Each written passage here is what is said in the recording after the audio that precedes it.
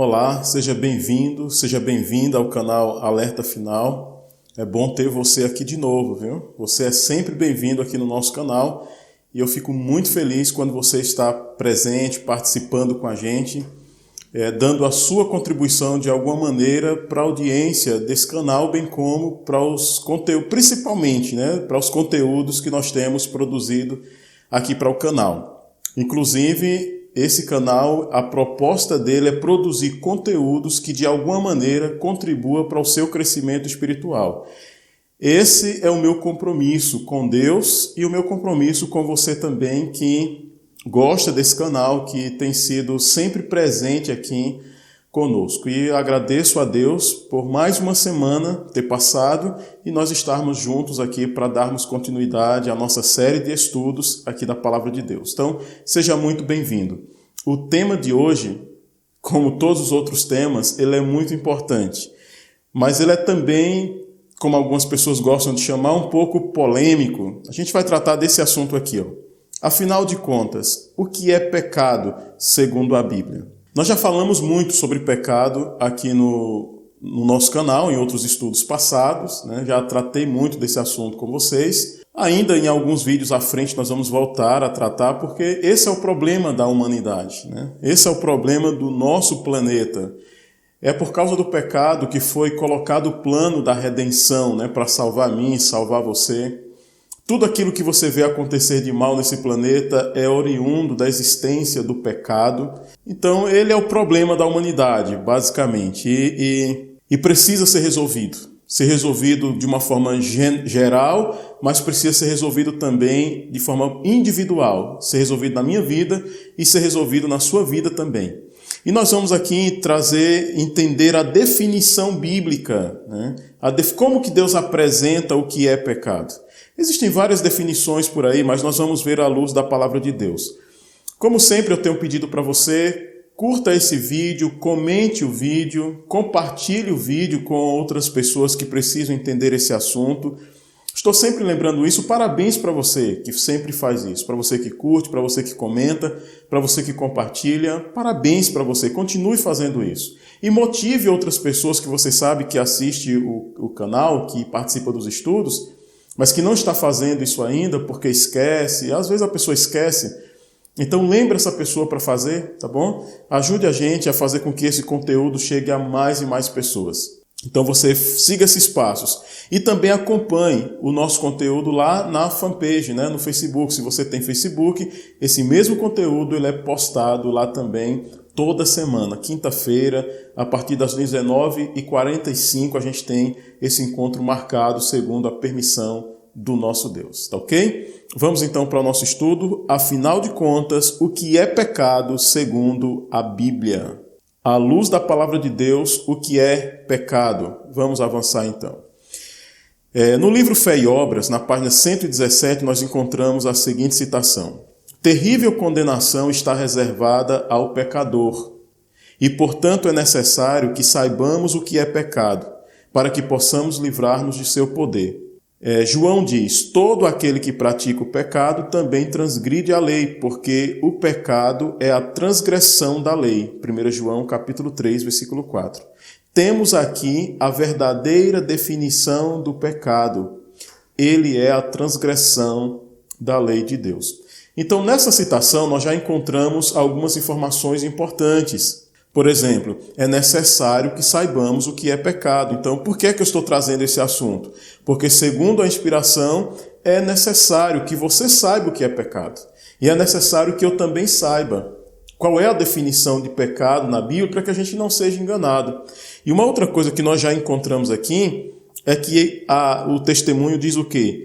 A verdadeira definição de pecado, ou do pecado, é a transgressão da lei de Deus. Isso quer dizer que outras definições talvez sejam arranjos que o ser humano vai fazendo e muitas vezes até na busca de justificar as suas práticas pecaminosas. Bom? E a gente precisa então cuidar com isso. Aqui você já tem uma definição. O que é pecado?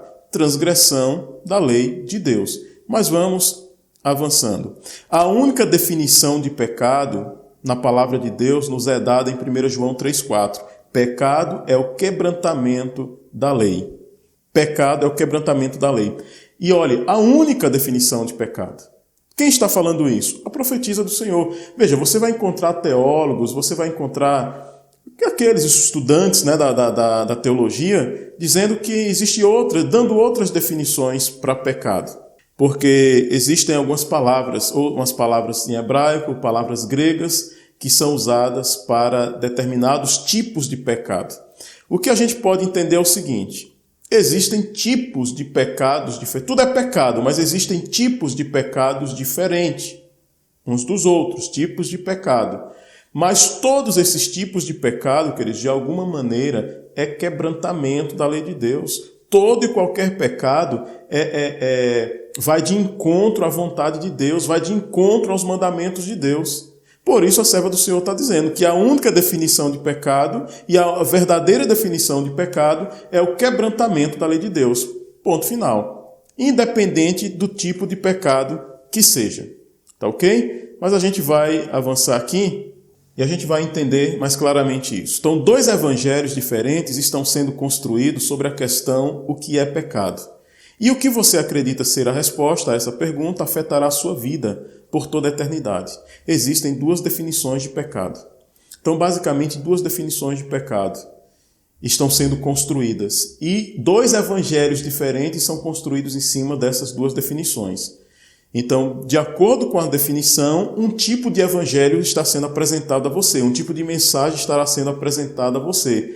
E você precisa entender cada coisa para você saber diferenciar, porque ambos os evangelhos que estão sendo apresentados a você, oriundos dessas 2 definições de pecados, vai afetar a sua vida ou está afetando a sua vida para a eternidade também, né? Consequências eternas virão a partir disso aí. E eu quero tratar dessas 2 definições. Então nós temos aqui uma definição, que eu vou chamar de definição A, que diz respeito ao pecado original. Isso é um termo teológico, que tem a ver com pecado como natureza. Entendeu? Nessa definição A, pecado é entendido como natureza. Você tem uma natureza pecaminosa. E nós temos a definição B, que coloca o pecado como escolha, né? Pecado como sendo escolha. Então, esse estudo ele é bem didático. Prestem muita atenção para você não misturar as coisas e você entender claramente aquilo que eu me proponho a apresentar para você. Definição A, pecado original, termo teológico, né? Pecado como natureza. O que é isso? Somos pecadores não porque dizemos, fazemos ou pensamos coisas erradas. Somos pecadores porque herdamos um equipamento ruim, temos dentro de nós uma natureza caída e estamos condenados perante Deus, de maneira que mesmo que escolhamos dizer não a essa natureza, continuaremos pecadores.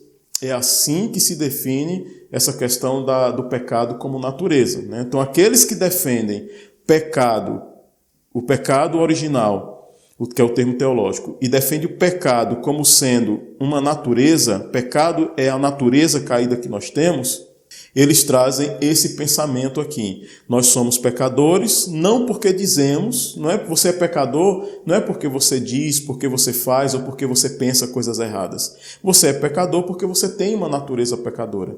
E essa natureza pecadora que você tem já te coloca em condenação diante de Deus. É assim que se entende essa definição. Vamos avançar, vamos entender melhor esse assunto aqui. A definição B fala o seguinte: pecado também como escolha. Ou seja, aqueles que defendem a posição B, eles concordam com a definição A, mas eles acrescentam um detalhe, que a definição A não acrescenta. Tá bom? E é esse detalhe que faz toda a diferença. Olha, ela diz tudo que a definição A diz. A definição B diz tudo que a definição A diz.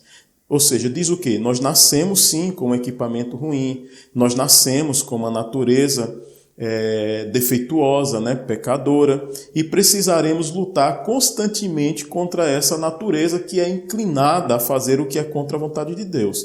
Mas a definição B, ela diz algo diferente, ou seja, ela diz algo a mais.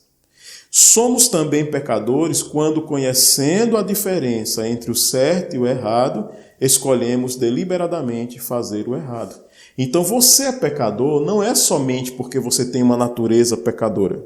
Não é simplesmente porque você herdou um equipamento ruim. Você é pecador diante de Deus também quando você sabe o que é correto, você escolhe fazer o errado. Você também se torna pecador assim. E Deus encara essas duas situações, saber o certo e fazer o errado. Deus encara isso de uma maneira diferente em relação a você ter uma natureza pecadora. Você vai ver isso na Bíblia e também no Espírito de Profecia quando nós avançarmos. Pecado não é só um acidente, não é só um estado, é também uma decisão. Então, pecado tem a ver com decisão, é muito mais do que simplesmente ter recebido uma natureza pecadora. Para você entender, eu quero usar essa ilustração aqui para você. Imagine o seguinte, veja, essa ilustração ela tem o objetivo para você entender a diferença entre mal e culpa. Coloque isso na sua mente, mal e culpa são coisas diferentes. E essa ilustração vai ajudar você a entender isso. Imagine a seguinte situação. Uma criança encontra no quarto uma arma, ela pensa ser um brinquedo. Imagina aí uma criança de 2 anos, 2, 3 anos. Ela pensa que é um brinquedo, um disparo acontece e um irmãozinho é ferido ou morto. Então pegam a criancinha de apenas 2 anos de idade e a leva a um tribunal. É assim que faz? Então imagina a situação, essa criança de 2 anos, 2, 3 anos, ela vê uma arma, pega essa arma, aponta para o seu irmãozinho. Olha, a criança só tem essa idade, de 2 a 3 anos. Dispara essa arma contra o irmãozinho imagina que morre ou fica ferido. Você acha que a polícia, o juiz, a justiça vai pegar essa criança e vai levar essa criança para um tribunal para que ela seja julgada? Vai acontecer isso? É claro que não vai acontecer. Você sabe que essa criança ela não vai ser julgada em um tribunal. Possivelmente quem vai ser responsabilizado serão os pais. Mas com essa criança, em relação à justiça, não vai acontecer nada. Mas vamos inverter essa situação. Imagine a mesma situação acontecendo agora com um rapaz de 17 anos. Ele encontra a arma no mesmo local e acontece a mesma coisa. O ato agora foi praticado não por uma criança de 2, 3 anos, mas agora por um rapaz de 17 anos, que pega uma arma, aponta para o seu irmãozinho e dispara contra o seu irmãozinho, ferindo ele ou levando-o à morte. O que falamos agora? Nós queremos saber mais. Foi um acidente ou foi um plano? Esse rapaz de 17 anos ou 18 anos, ele agora responde judicialmente por aquilo que ele fez. E uma investigação em cima do rapaz vai ser levantada para descobrir as razões, os motivos que o levaram a fazer isso. Mas eu pergunto a você, qual a diferença entre a criança de 2 anos para o rapaz de 17 anos? Qual é a diferença entre eles? Você já conseguiu entender? A diferença, queridos, é a consciência. Aquela criança de 2, 3 anos, ela é completamente inocente em relação àquilo que ela vai fazer. É inocente. Ela é ignorante da situação, dos riscos de tudo aquilo ali. E isso não vai ser colocado culpa sobre ela. Por isso que ela não é levada a um tribunal. Não tem como colocar culpa nessa criança. O entendimento é que ela é criança, ela é inocente daquilo ali, com essa idade. Já esse rapaz de 17 anos, ele tem consciência, já é alguém com idade suficiente para conhecer os perigos, os riscos de se manusear uma arma. E ele já tem condições de responder pelos seus próprios atos. E por isso se investigará o motivo que o levou, ou o que acabou ocasionando para que ele então tirasse a vida ou ferisse o seu irmãozinho. Então essa é a diferença entre mal e culpa. E nós vamos descobrir isso dentro da Bíblia, nós vamos descobrir essa diferença dentro da Bíblia com maior clareza. Gênesis capítulo 2, versículo 27. Se você tiver sua Bíblia aí, você pode abrir ela para a gente ler. Gênesis no capítulo 2, no versículo 17. Mas da árvore do conhecimento do bem e do mal não comerás, porque no dia em que dela comer, certamente morrerás. Então Deus disse que haveria morte se eles comessem da árvore do conhecimento do bem e do mal. Se vocês comerem, vocês vão morrer. Foi o que Deus falou para Adão e Eva. E por que eles não morreram naquele dia? Deus disse que haveria morte. Por que eles não morreram naquele dia? Eles morreram espiritualmente. Não.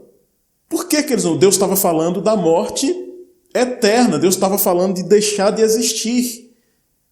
Por que não aconteceu isso com eles? Vamos ver isso na Bíblia. Apocalipse capítulo 13. Está aí na tela. Apocalipse capítulo 13, versículo 8. E adorá-lo-ão todos os que habitam sobre a terra, aqueles cujos nomes foram escritos no livro da vida, na vida do Cordeiro, que foi morto desde a fundação do mundo.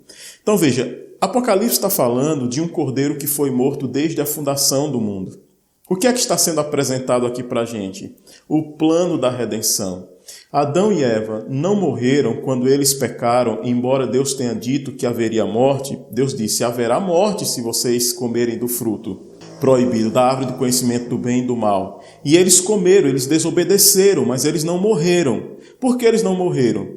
Porque alguém morreu no lugar deles. E embora Jesus morreria cerca de 4.000 anos depois, no lugar deles, um cordeiro, símbolo de Jesus Cristo, seria sacrificado para morrer no lugar de Adão e Eva, como símbolo do Cordeiro de Deus, que é Jesus Cristo, que morreria cerca de 4.000 anos depois daquela desobediência deles. E essa decisão de que Jesus morreria no lugar de Adão e Eva, caso eles pecassem, essa decisão já havia sido tomada antes lá no céu. Olha o que diz essa citação. No momento em que o homem se rendeu à tentação de Satanás e fez precisamente o que Deus lhe dissera para não fazer, Cristo, o Filho de Deus, esteve em pé entre os mortos e os vivos, dizendo, caia sobre mim a penalidade, ficarei em lugar do homem, ele terá outra oportunidade. Então Cristo decide pagar o preço do pecado, morrer no lugar de Adão e Eva, para dar a eles uma outra oportunidade. Querido, se Cristo não tivesse feito isso, se essa decisão não tivesse sido tomada, a humanidade não existiria. Adão e Eva deixariam de existir completamente. Então eles só não morreram, conforme Gênesis 2,17 dizia que haveria morte, porque alguém decidiu morrer no lugar deles. E quem foi esse alguém? Foi Jesus Cristo. Veja, Cristo dividiu então a morte em duas partes. Se Cristo não tivesse tomado tal posição, a raça humana estaria extinta. Então, grava isso. O pecado, ele foi dividido em dois aspectos. E a morte também foi dividida em dois aspectos conforme essas duas situações do pecado. Então, o pecado, você vai entender claramente aqui que existem dois aspectos do pecado. E esses dois aspectos do pecado, eles levam cada um aspecto de morte. Pode estar parecendo confuso, mas nós vamos ver isso claramente dentro da Bíblia e dentro do Espírito de Profecia. Veja, houve um Salvador no momento do pecado para tomar conta de algo importante naquele momento, que era o quê? A existência da humanidade. Se Jesus não tivesse tomado aquela posição de morrer por Adão e Eva, a humanidade não existiria. Adão e Eva teriam sido extintos. Então, duas partes do pecado, vamos começar por aqui, duas partes do pecado. Uma parte do pecado passou a ser chamada de mal, que é o pecado como natureza, é o estado, é a nossa condição física. Isso é mal. É pecado, é resultado do pecado eu ter uma natureza pecaminosa, é resultado do pecado eu adoecer, ter enfermidades, envelhecer, todos esses aspectos físicos que acontecem conosco, essa inclinação, esse desejo às vezes de fazer o que é errado, de fazer o que é contrário à vontade de Deus. Veja, eu estou falando do desejo de fazer. Isso é resultado do pecado, isso é resultado de ter uma natureza pecaminosa. Sim, é. Mas tem esse outro lado. Existe um aspecto do pecado que é chamado de culpa.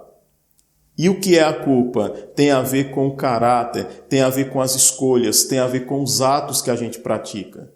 Então, você, quando vai lidar com o pecado, você precisa separar isso. O pecado do aspecto do mal, que tem que ver com o estado, com a natureza, e o pecado no aspecto de culpa. Pecado no aspecto de culpa tem que ver com caráter, tem que ver com as escolhas, tem que ver com os atos que são praticados. Você pode achar difícil ver isso na Bíblia ou ver também no Espírito de Profecia, mas nós vamos ver isso claramente. Então, olhe, mal, pecado como natureza ou estado. Natureza, nascemos com ela, é nosso equipamento e não podemos nosso equipamento ruim, né? E não podemos fazer nada a respeito.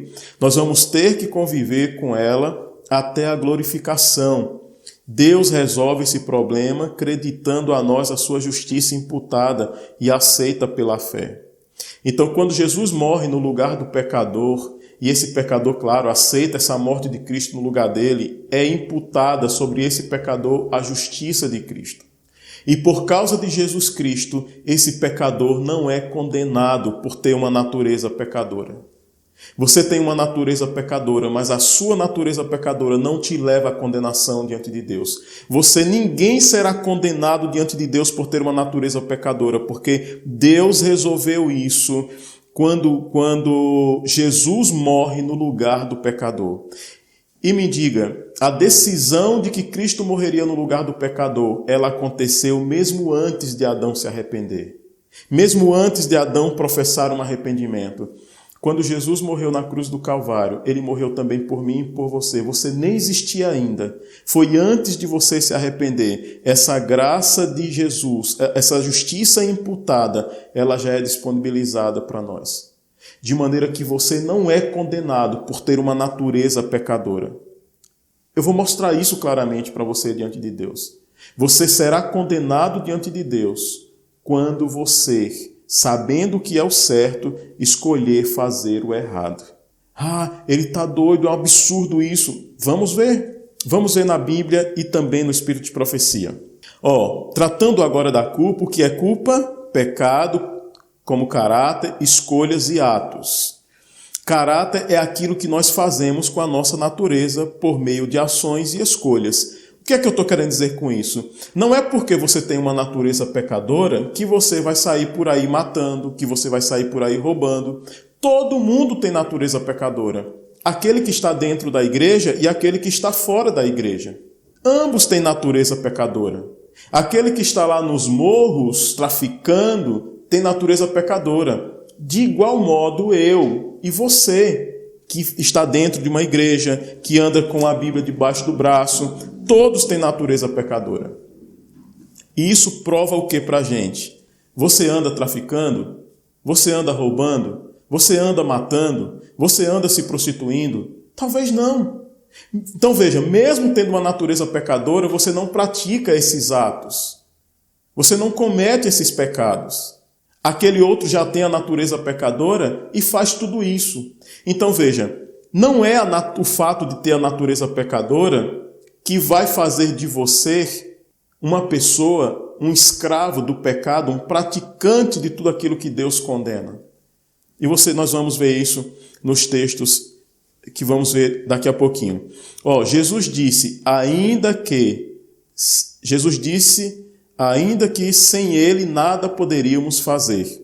Então Jesus disse, sem ele nada nós podemos fazer. Para resolver esse problema e nos habilitar a desenvolver um caráter santo, perfeito, nos é então concedida a justiça comunicada por meio do Espírito Santo e aceita também pela fé. Você precisa, claro, aceitar a justiça imputada, a justiça de Cristo, a justificação, e você precisa aceitar a justiça comunicada de Jesus Cristo. Você precisa aceitar a santificação que Jesus quer operar na nossa vida. Quer operar em nossa vida. Mas vamos adiante. Esse bebê é pecador? O que é que você acha? Esse bebê da foto aí, ele é pecador? Sim ou não? Olha o que o salmista diz, Salmo 51, versículo 5. O fato é que já nasci pecador, sim, desde o momento em que minha mãe me deu a luz. Sim, queridos, esse bebê é pecador. Ele é pecador. Agora, me diga uma coisa, com muita sinceridade, esse bebê é culpado de alguma coisa? Ele é culpado diante de Deus? Ah, é porque ele é pecador. Não, queridos, ele não é culpado diante de Deus. Eu vou provar isso para você. Agora veja, por que esse bebê não é destruído, apesar dele ter natureza pecadora? Veja, o sacrifício de Jesus cobre os pecados dessa criança, desse bebê. Por que é que a Bíblia diz que não são considerados os pecados praticados por ignorância? Você nunca parou para pensar nisso? Veja, se você comete pecados resultado da falta de conhecimento, você não sabia que era errado, essa culpa não é colocada sobre você. Mas não é que ela fica impune. Jesus paga esse pecado por você. Então o sacrifício de Jesus cobre tantos pecados cometidos por ignorância, porque alguém tem que pagar por eles, mas o sacrifício de Jesus cobre também os teus pecados e os meus pecados quando nós nos arrependemos. Quando nós pedimos perdão, Ele nos perdoa, mas Ele paga o preço por nós. Então o sacrifício de Jesus na cruz cobre os pecados das pessoas, daqueles que se arrependem e abandonam seus pecados. E o sacrifício de Jesus também cobre os pecados praticados por ignorância. Mas vamos contextualizar isso. Ter nascido pecador é algo mal? O fato dessa criança ter nascido pecadora, isso é bom ou é ruim? É algo mal ou não? Claro que é algo mal. É algo ruim nascer pecador. Esse não era o plano de Deus. Agora, esse bebê é culpado diante de Deus? Eu já falei para vocês que não, só falta mostrar os textos, né? Se ele morrer nesse estado, ele está salvo ou perdido? E aí? O que é que a gente sempre defende? Eu particularmente acredito nisso. E eu penso que a maioria de vocês que estão aqui deve acreditar nisso também. Que uma criança que morre quando ainda não tinha consciência do certo e o errado, essa criança, ela morre salva. Mas ela morre salva pelos méritos dela? Não, porque ela nem tinha consciência ainda para poder fazer algo para merecer. E ainda que tivesse, nada que fazemos nos torna merecedor da salvação. Absolutamente nada. Vocês já aprenderam isso aqui no canal. Mas essa criança, ela é coberta pelo sacrifício de Jesus, como eu já expliquei em algumas poucas palavras atrás aí. Quando é que esse bebê então passa a ser culpado diante de Deus e aí sim se pode se tornar condenado ou não? Quando é que ele passa a ser culpado diante de Deus? Quando ele passa a ter consciência. Quando ele passa a ter conhecimento do certo e do errado, aí ele agora, se ele aprende o certo e escolhe fazer o errado, então esse bebê passa a ser culpado diante de Deus, passa a ser responsabilizado. Então, olha, ter nascido pecador é algo mal. Natureza, pecadora, tendência, propensão para fazer o mal, isso é algo ruim, mas não nos torna culpado diante de Deus. Agora, quando nos deixamos ser vencidos por essa natureza, com conhecimento de causa, isso nos faz culpados diante de Deus. Então, quando você conhece o certo e escolhe fazer o errado, você então se torna culpado diante de Deus. Quando o problema de ter uma natureza pecadora vai ser resolvido? Quando é que você não mais vai ter uma natureza pecadora? Quando é que esse equipamento, o seu corpo físico vai ser restaurado? Vai ser um corpo físico perfeito? Quando é que isso vai acontecer? Você já sabe, é na glorificação. Na volta de Jesus, isso vai ser resolvido. E quando é que o problema da culpa deve ser resolvido? Quando é que você tem que deixar de fazer as coisas erradas? É só quando Jesus voltar? Então você já entendeu. Veja, ter uma natureza pecadora, isso é resultado do pecado, isso é algo ruim, isso é algo mal. Mas isso vai ser resolvido só na glorificação. Na glorificação, Jesus vai arrancar de nós essa natureza pecadora que tem tendências, inclinações para o mal. Mas a culpa, queridos, o pecado como resultado de culpa, que é quando você sabe o certo e escolhe fazer o errado, isso precisa ser resolvido não na volta de Jesus. Isso tem que ser resolvido agora, porque isso tem que ver com o nosso caráter. Tem que ser resolvido antes de Jesus voltar. Nós vamos fundamentar isso. Eu uso o livre-arbítrio para aceitar ou não a justiça imputada, bem como a justiça comunicada. Então você usa o seu exercício de livre-arbítrio para aceitar a justiça comunicada, a justificação que Deus te oferece, e também aceitar a justiça comunicada, o processo de santificação que Deus te oferece. E os dois precisam acontecer na nossa vida, viu? Nós precisamos tanto da justificação, como também precisamos da santificação. A justiça imputada, quando eu aceito a justiça imputada, que é a justificação de Cristo, eu sou considerado justo, nenhuma culpa mais sobre mim, pelo fato de eu ter natureza pecadora, pecado como estado. Então, quando você aceita Jesus como seu Salvador pessoal, você aceita Cristo, o sacrifício de Cristo no seu lugar, você é considerado justo diante de Deus. É pelos seus méritos? Não, é pelos méritos de Cristo, porque Cristo foi quem pagou o preço, você merece a condenação. Mas Cristo pagou o preço no seu lugar. E quando você aceita o sacrifício de Cristo, você é considerado sem nenhum pecado, você é considerado sem culpa diante de Deus. Seus pecados, sua vida preguiça passada, não mais é levada em conta. Claro, você continua tendo uma natureza pecadora, porque nós vamos continuar tendo uma natureza pecadora até que Jesus volte e no processo de glorificação ele resolva esse problema. Mas mesmo tendo uma natureza pecadora, depois de ter sido justificado, você não é culpado diante de Deus, porque Deus te considera justo. Olha que coisa impressionante. Então vamos ver mais aqui. Só passarei a ser culpado quando, conhecendo o certo, escolher o errado. Então, para garantir que eu não serei culpado, me é oferecida a justiça comunicada, que é o processo de santificação por meio do Espírito Santo. Ele produz em mim o seu fruto, me dando assim condições de obedecer a Deus em tudo. Então, você aceitou o sacrifício de Cristo no seu lugar, você recebe, você é justificado, você é considerado justo diante de Deus. Só que para você se manter justificado, Deus te dá Deus comunica a sua justiça por meio da santificação. Você agora, uma vez tendo os seus pecados passados perdoados, você precisa seguir vivendo em santificação. Isso vai ficando mais claro nos estudos que a gente for fazendo daqui para frente, até terminar essa parte da série sobre reavivamento e reforma. Então, para manter essa justificação, você precisa seguir em santificação, em santidade diante de Deus. E Deus te capacita para isso. Viu? Olha o que diz aqui. Vamos aos textos então. Como encontrar a paz interior, página 66, edições Vida Plena, a gente lê o seguinte: nossa única razão de esperança está na justiça de Cristo a nós imputada e naquela justiça produzida pelo seu Espírito, operando em nós e também por meio de nós. Então veja que fala de dois tipos de justiça aqui, né? A justiça imputada e a justiça comunicada. E a nossa razão de esperança está em ambas. Olha o que diz aqui a serva do Senhor. A justiça interior é testificada pela exterior.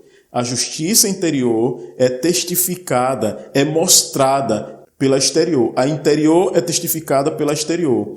Quem é justo interiormente não é insensível nem incompassivo, mas dia a dia cresce na imagem de Cristo, indo de força em força. O que está sendo santificado pela verdade exercerá domínio próprio e seguirá os passos de Cristo até que a graça se perca na glorificação. É imputada a justiça pela qual somos justificados. Aquela pela qual somos santificados é comunicada. A primeira é nosso título para o céu, a segunda é nossa adaptação para ele. Então percebeu, queridos, que coisa importante aqui? Então é nos oferecido duas justiças, a justiça imputada e a justiça comunicada. Uma é o nosso título para o céu e a outra é a nossa adaptação para ele. E nós precisamos dessas duas. Uma é a justificação e a outra é o processo de santificação na nossa vida. Bom, isso é muito interessante. O salário do pecado é a morte, Romanos 6, 23. Aí é o que eu vou ilustrar mais uma vez para ver se dá para entender com maior clareza essa situação. A justiça imputada, que é a justificação, ela é como se fosse um cheque pré-datado.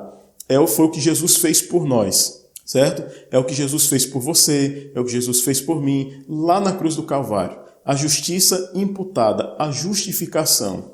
Mas aí nós temos a justiça comunicada, que é o processo de santificação, que também é aceita pela fé, só que esse processo agora é em nós. Na cruz foi Jesus por nós, que é a justificação. A santificação é uma ação de Jesus por meio do Espírito Santo agora em nós.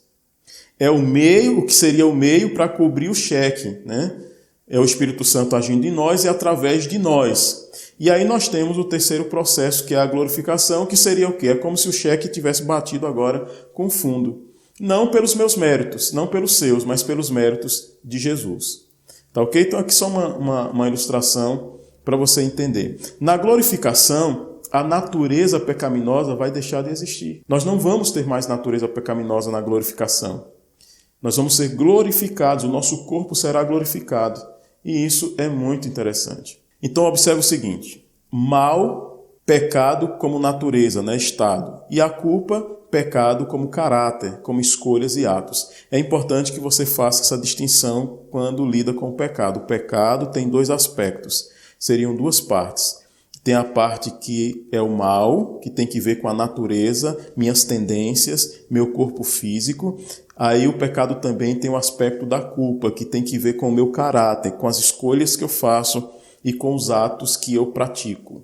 O mal e a culpa levam a lugares diferentes. Então é muito importante que você entenda isso. Mal e culpa levam a lugares diferentes. O mal que o casal trouxe ao mundo leva à primeira morte, que é o sono, que é o resultado do pecado.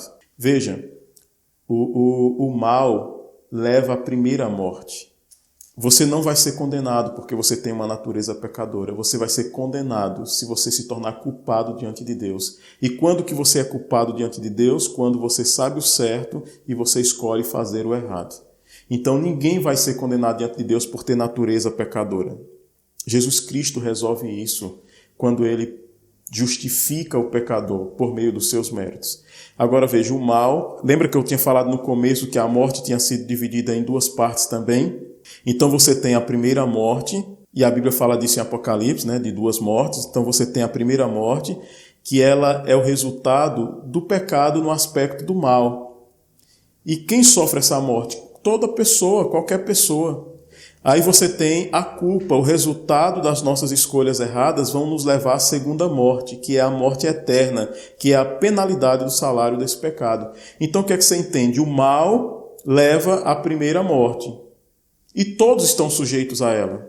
Todos. O crente, o não crente, né? O que é pecador, o que não é pecador. É na prática que eu estou falando. Entendeu? A criança também sofre essa consequência do pecado como resultado do mal, né? Que é a morte, a primeira morte. Mas a culpa, a segunda morte, quem vai sofrer? Quem é culpado diante de Deus. Somente o culpado diante de Deus é que vai sofrer os efeitos da segunda morte, que é o salário do pecado, conforme Paulo diz. Então veja, o que Deus faz no momento, o que Jesus está fazendo agora com a raça humana é cuidar da culpa que nos leva à condenação eterna, pois surge quando temos consciência do certo e do errado. A partir do momento que você tem consciência do que é certo e do que é errado, então você agora pode se tornar culpado diante de Deus, uma vez sabendo o certo, escolhendo fazer o errado. O que Deus está fazendo agora, o trabalho de Jesus através do Espírito Santo, é cuidar desse aspecto do pecado, é cuidar da culpa. Veja, Deus não está cuidando do pecado no seu aspecto do mal, no fato de você ter uma natureza pecadora, no fato de você adoecer, você ser aleijado, os acidentes, entendeu? Tudo isso é consequência do pecado também. A primeira morte, que Jesus considera ela como um sono, ele não está preocupado com isso agora. Bom, ele quer resolver aquilo que vai ter consequências eternas, que é a culpa, é quando você se torna culpado diante de Deus. É importante entender isso. Quando é que o mal vai, então, desaparecer? Na segunda vinda de Cristo, e diz a Bíblia, não haverá mais morte, o último inimigo a ser destruído será a morte, né? Não vai ter mais dor, sofrimento. Isso é mal e não culpa, e está presente na vida de todos, mesmo dos cristãos. Você é pecador por ter nascido aleijado? Você conhece alguém que nasceu aleijado? Essa pessoa é pecadora porque nasceu assim? Ela é culpada diante de Deus por ter nascido assim? ela vai ser condenada porque nasceu aleijada?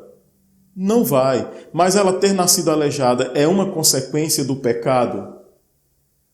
É por causa da existência do pecado no planeta, no mundo, que essa pessoa nasceu aleijada? Sim. Porque se não tivesse existido o pecado no mundo, não teriam doenças, não teriam aleijados, não teriam acidentes, não teriam morte. Então tudo aquilo que de mal existe nesse mundo passou a existir porque o pecado um dia foi trazido para esse planeta. E isso é mal, queridos. Mas veja, essas coisas, aleijado, morte, acidente, isso vai acontecer até a volta de Jesus. É isso que eu quero que você entenda. Isso é pecado também, é consequência do pecado. Mas Deus não vai resolver isso agora. Agora, o pecado como culpa, no aspecto de culpa, você sabendo o certo, escolhendo fazer o errado, isso tem que ser resolvido agora, na minha vida e na sua vida, porque se formos achados culpados diante de Deus, nós seremos condenados. Eu espero que você esteja entendendo esse assunto. Culpa requer perdão e o mal requer recriação. Quando nós somos culpados diante de Deus por termos desobedecido a Ele, o que é que nós precisamos? Ser perdoados. E em relação ao mal, que é a doença, os acidentes, o corpo físico que envelhece, tudo isso, como é que resolve isso? Recriação. Deus vai fazer um milagre, Deus vai recriar você. Deus vai fazer um processo de glorificação, onde as suas carnes santas serão glorificadas. Isso quando Ele voltar. Tá ok? Precisa entender isso claramente. Você não pode ter dúvidas quanto a isso. Vamos ler esses textos. João capítulo 9, verso 41. João capítulo 9, verso 41 diz assim. Acompanhe. Respondeu Jesus: se fossem cegos...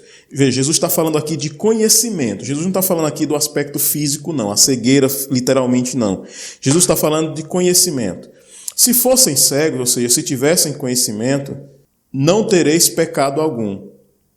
Mas porque agora dizeis, nós vemos, subsiste o vosso pecado. O que é que Jesus está dizendo? Se vocês não tivessem conhecimento, se vocês fossem cegos, se vocês não tivessem conhecimento, então vocês não teriam pecado. Mas agora que vocês dizem que veem, ou seja, agora que vocês têm conhecimento, então subsiste o vosso pecado. Então Jesus está linkando, está relacionando o pecado a conhecimento. Vamos ver a outra passagem. Capítulo 15, versículo 22 de João. João capítulo 15, verso 22 diz assim: se eu não viera, nem lhes houvera falado, pecado não teriam, mas agora não tem desculpa do seu pecado. Percebe? Se eu não tivesse vindo, se eu não tivesse falado a vocês, vocês não teriam pecado, não teriam conhecimento, mas agora não tem desculpa do seu pecado. Interessante isso. Mas vamos ver a outra passagem. Tiago, capítulo 4, verso 17.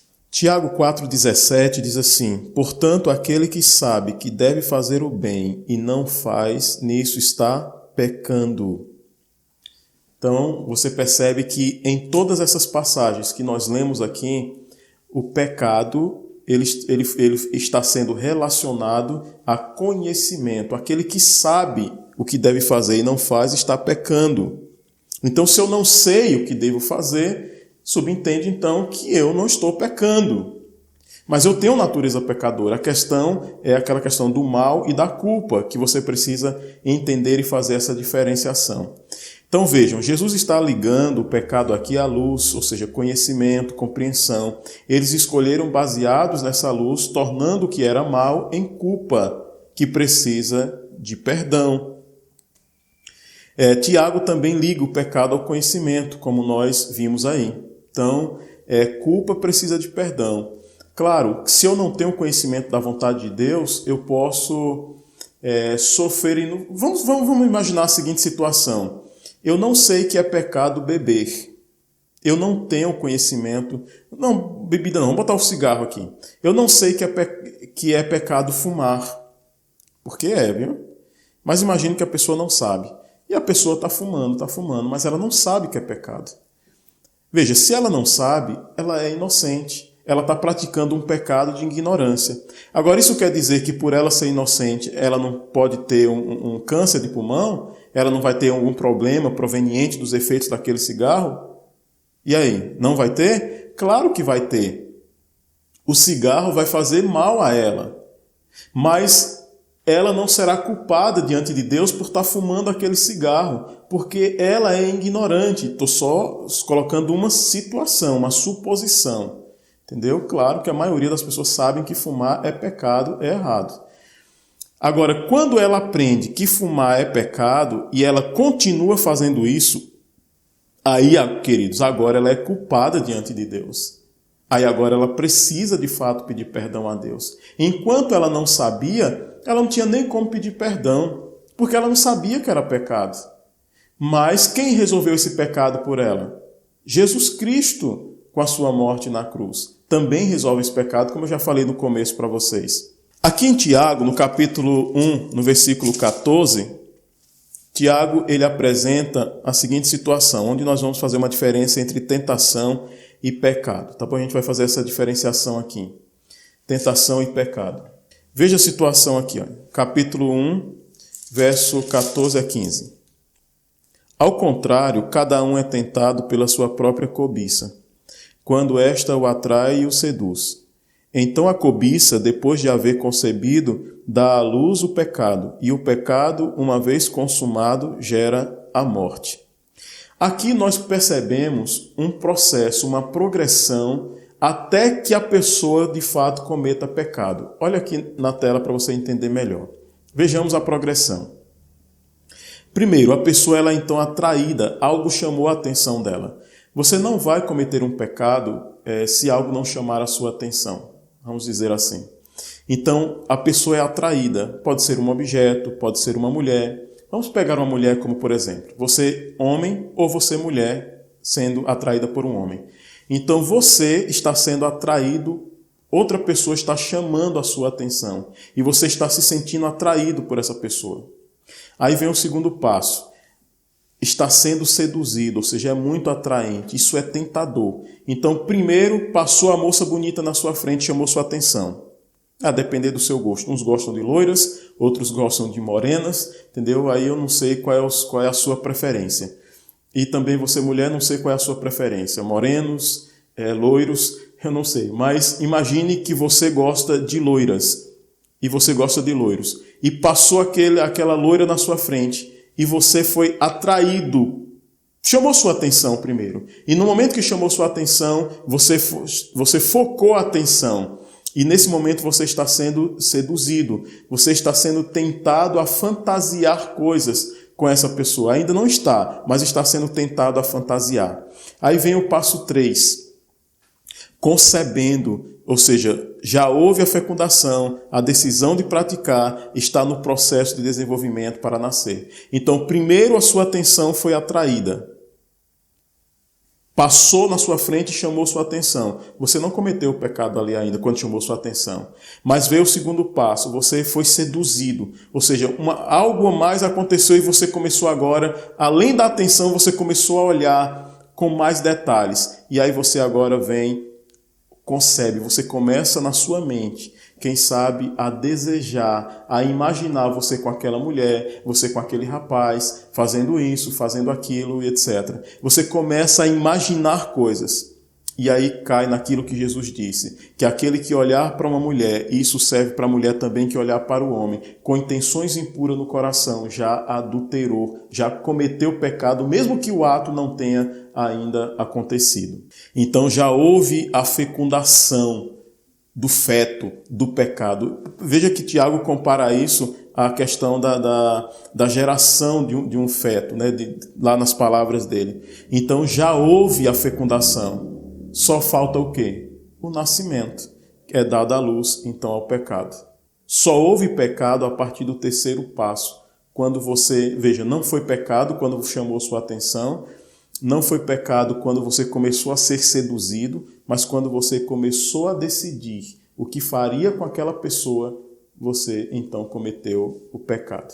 No primeiro e no segundo passo, essa tentação não levou você ao pecado, mas no terceiro e quarto passo, você peca, mesmo que não tenha praticado o ato.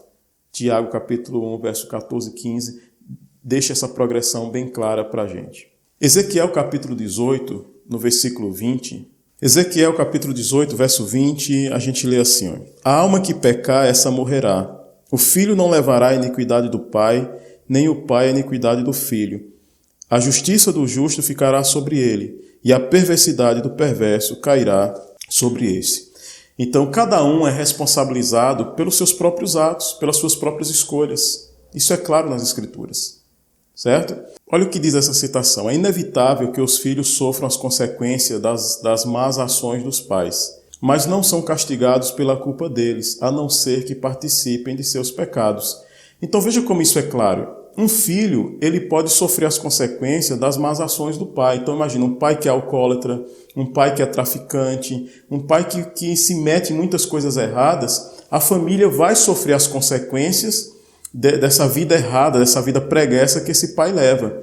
Mas a família, o filho, ele não é castigado pela culpa do pai, a não ser que ele participe do pecado dele. Você consegue entender? Então você não é responsabilizado pelo pecado do outro, a menos que você participe também da mesma culpa, participe dos atos de desobediência. Nenhuma culpa por nossos pais terem feito algo de errado. E isso inclui Adão, queridos. Isso inclui Adão. Você não é culpado pelo pecado de Adão. Você é responsabilizado diante de Deus pelo seu próprio pecado, pelas suas próprias escolhas. Isso precisa ficar bem claro. Veja aqui, olha. A luz manifesta e condena os erros que se ocultavam nas trevas.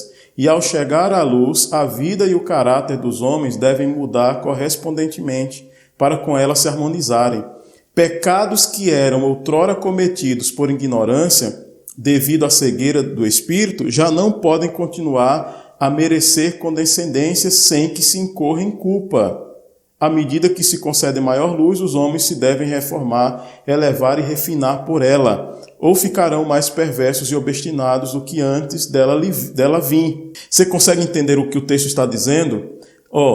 Pecados que eram cometidos antes, quando não tinha luz, quando não tinha conhecimento, quando a luz chega, não podem continuar sendo praticados sem que a pessoa incorra em culpa. Isso quer dizer que agora que o conhecimento chegou, a pessoa agora se ela continuar no erro, ela passa a ser culpada.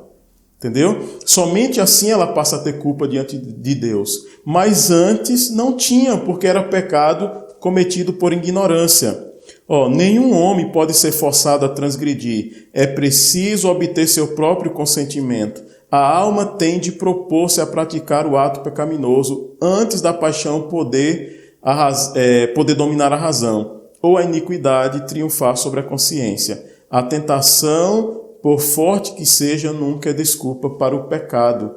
Você percebe a serva do Senhor colocando o pecado como sendo o resultado da sua escolha consciente? Você sabe o que é o certo e você escolhe fazer o errado. E você percebe aqui também dizendo que ninguém pode ser forçado a transgredir sem que consinta com isso, sem que a pessoa permita que essa transgressão aconteça. Olha essa outra. Antes que o pecado exista no coração, devemos dar o consentimento da vontade. Não está claro isso? Antes do pecado existir no coração, deve ser dado o consentimento. Isso quer dizer que se eu não dei consentimento, se eu não permiti, se eu não fiz aquilo que era errado, isso quer dizer que não há pecado no meu coração. Eu sou pecador. Veja, não há pecado no sentido de me condenar diante de Deus, de me colocar culpado diante de Deus.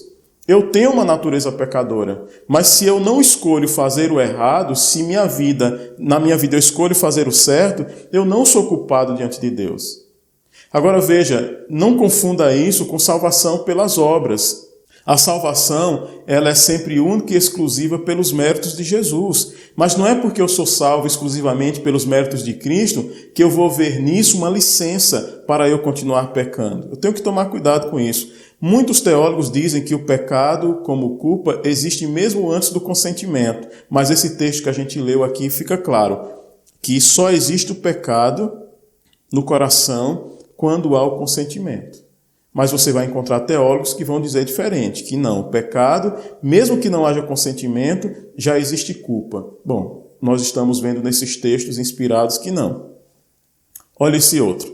Disse o anjo, se houvesse luz a respeito e essa luz fosse rejeitada, então haveria condenação. Olha a citação que está dizendo: se houvesse luz e a luz fosse rejeitada, então haveria condenação e o desagrado divino. Mas antes que a luz venha, não há pecado, pois não existe luz rejeitada. Está aqui, ó.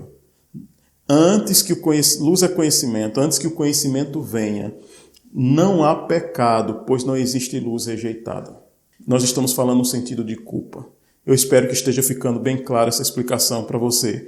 Antes da luz, que é o conhecimento, chegar, não existe pecado. E isso no sentido de culpa, que requer perdão.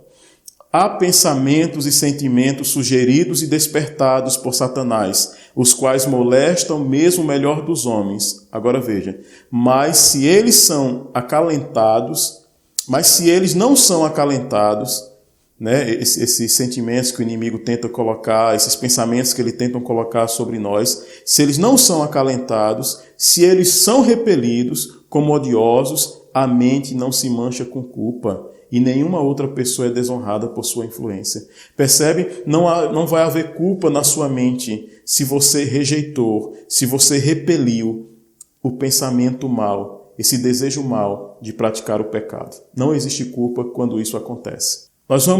Eu quero terminar o estudo aqui com vocês, vamos para a nossa conclusão. Pelo que Cristo está esperando então? Olha o que diz essas citações. Cristo aguarda com fremente desejo a manifestação de si mesmo em sua igreja. Quando o caráter de Cristo se reproduzir perfeitamente em seu povo, então virá para reclamá-los como seus. O selo do Deus vivo só será colocado nos que se assemelham a Cristo no caráter. Então é por isso que Cristo está esperando a manifestação do seu caráter nos seus servos, nos seus filhos. Esse é o trabalho do céu, queridos, fazer com que eu e você reflita o caráter de Jesus nas nossas palavras, nas nossas ações, na nossa maneira de viver, refletirmos a Cristo em todo o nosso ser. E olhe, o selo de Deus, o selo só será colocado nas pessoas que se assemelharem a Cristo no caráter. O meu caráter é semelhante ao de Jesus, o seu caráter é semelhante ao de Jesus. Os meus atos e os seus atos darão essa resposta. Estão dando e continuarão dando essa resposta. Nossos traços de caráter não vão se alterar na volta de Jesus. Olha o que diz. Se quereis ser santos no céu, precisais ser primeiro santos na terra. Os traços de caráter que acalentais na vida não serão modificados pela morte ou pela ressurreição. Saireis da sepultura com a mesma disposição que manifestastes em vosso lar e na sociedade. Jesus não altera o caráter em sua vinda.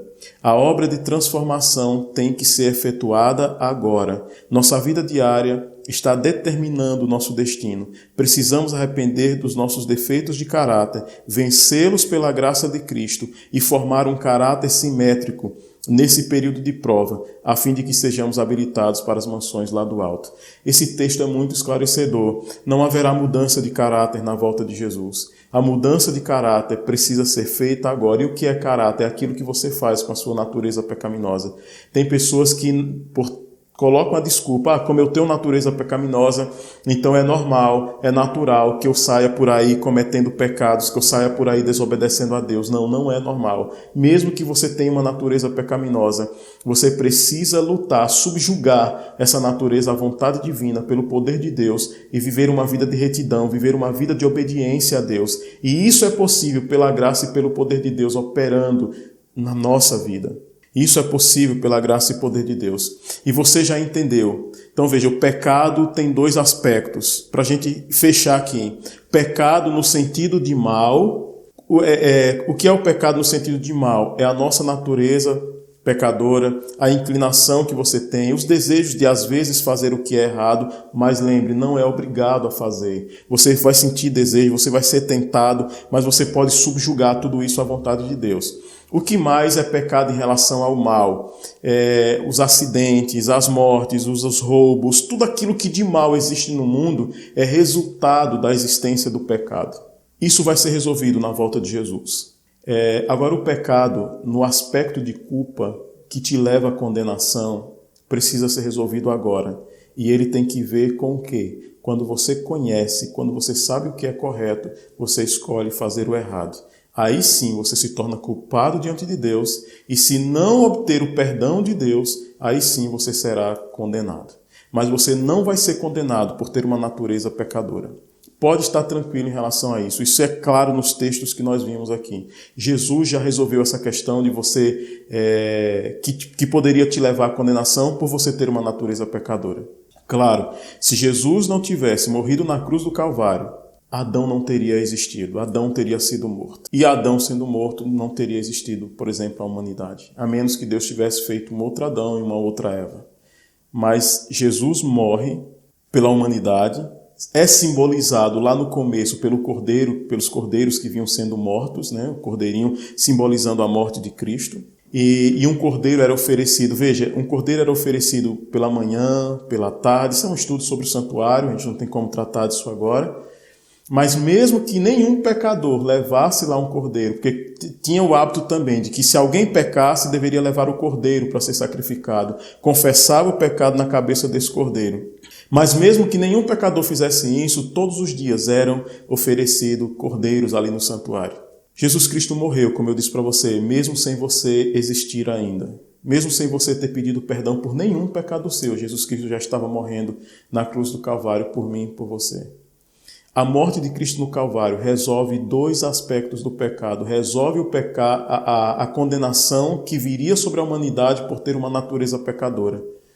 Então, todas as pessoas que têm uma natureza pecadora e até cometem pecados por ignorância, sem conhecimento algum, essas pessoas são cobertas pela graça de Jesus. O sacrifício de Jesus cobre esses pecados. Qual é o outro tipo de pecado que o sacrifício de Jesus cobre? O pecado daquelas pessoas que se arrependem. Você cometeu um pecado e você se arrependeu, foi a Jesus, pediu perdão, Jesus cobre, Jesus paga esse pecado por você. Agora, qual é o pecado que o sacrifício de Jesus não cobre? Que ele não paga? Aquele pecado que você sabia qual era o certo e você escolheu fazer o errado e não se arrepende. E não abandona esse pecado. Pecado deliberado, pecado espontâneo, pecado voluntário. Você sabe que isso é errado, mas continua a fazer. Para esse pecado não tem sacrifício, a menos que haja o arrependimento. Que Deus tenha te ajudado a entender esse assunto. Como é um pouco complexo, se você não entendeu, por favor, não saia comentando por aí. Se não ficou claro para você, comente aqui embaixo do vídeo, pergunte. Eu não entendi isso, explique isso melhor, e aí eu vou te responder ou em comentários, ou eu gravo um outro vídeo específico só para tirar a dúvida que surgiu, tá bom? Não fique com dúvidas. Se não entendeu, pergunte. Mas eu quero crer e esperar em Deus que todos entenderam claramente, e não só entenderam, concordam, aceitam com o que está escrito na Bíblia, bem como nos testemunhos. Vamos orar ao Senhor. Jesus Cristo, muito obrigado, porque o Senhor me trouxe aqui para compartilhar a Tua palavra com esses Teus filhos. Obrigado porque essa pessoa reservou esse tempo para assistir esse estudo, para participar desse estudo, e com certeza essa pessoa vai ser grandemente abençoada. Que o Espírito Santo tenha agido tanto em mim como nessa pessoa que viu esse vídeo nesse momento. Que nós sejamos perdoados, que nós sejamos justificados, que nós estejamos cada dia sendo santificados e que em nome de Jesus Cristo logo sejamos glorificados. Ajude a gente a viver essa realidade e a entender que o que vai nos colocar em condenação diante do Senhor é se nós insistirmos, uma vez conhecendo qual é a sua vontade para a nossa vida, nós insistirmos em vivermos diferente disso. Nos guarde, nos livre do mal, nos livre de cair em pecado, nos ajude a viver em obediência. É o que eu te suplico, em nome de Jesus. Amém, Senhor. Amém. Querido, Deus te abençoe abundantemente. E até a próxima semana, no nosso próximo estudo, se Deus assim nos permitir, tá bom? Compartilha esse estudo, clica no gostei, dá o seu retorno, dá o seu feedback, fala o que você achou do estudo, se foi importante para você, qual a parte que você achou mais importante. Tá bom? De alguma maneira interaja com a gente, tanto no YouTube, se possível também lá na nossa fanpage, aparecem os endereços aí para você, e também no grupo no WhatsApp. E se você está vendo esse vídeo e não faz parte do nosso grupo no WhatsApp e deseja fazer parte, você pode deixar o seu comentário que deseja fazer parte e a gente vai providenciar os meios para que isso aconteça, tá bom? Fica com Deus, um abraço e até o nosso próximo encontro.